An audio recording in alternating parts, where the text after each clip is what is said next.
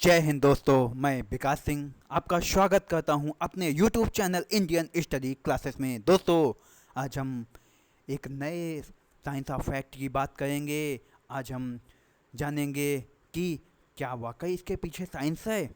बिल्कुल जानेंगे।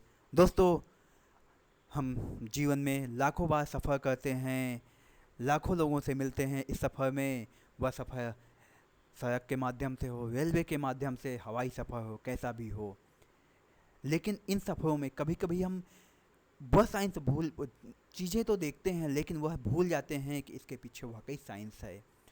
हम रेलवे से कितनी बार सफ़र करते हैं।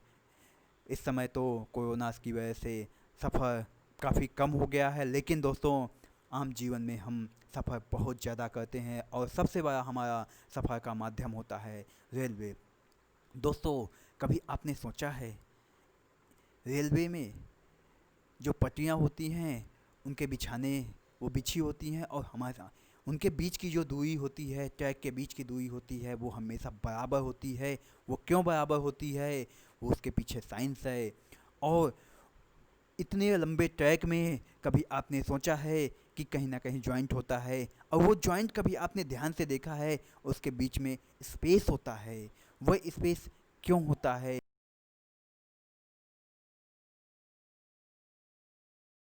आपने जाना है?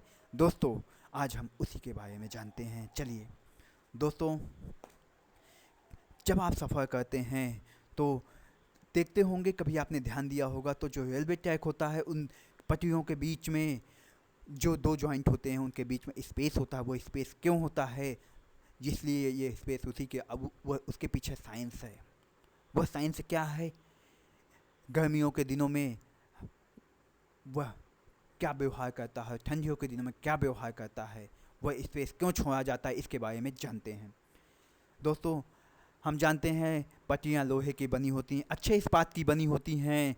गर्मियों के दिनों में वह गर्म हो करके उसमें फैलाव होता है, ठंडियों के दिनों में उसमें परिवर्तन होता है और वह सिकुड़ जाता है। उसमें इतना फ़र्क तो नहीं दिखता कि हमें वो एहसास हो, लेकिन जब हम उस स्पेस को देखेंगे ध्यान से तो वह हमें समझ में आएगा। दोस्तों, वह स्पेस गर्मियों के दिनों में काफ़ी कम हो जाता है और ठंडियों के दिनों में काफ़ी ज़्यादा हो जाता है। वह स्पेस इसलिए छोड़ा जाता है कि लोहे में प्रसार होगा, फैलाव होगा, तो वह पट्टियाँ अपनी अगर फैलती हैं तो आपस में जो करके टेढ़ी ना हों, जिससे कि रेलवे की दुर्घटनाएं ना हों। क्योंकि रेलवे के पहिए, जो ट्रैक के पहिए होते हैं, उनका जो डिस्टेंस होती है वो हर जगह एक बराबर होती है दोस्तों।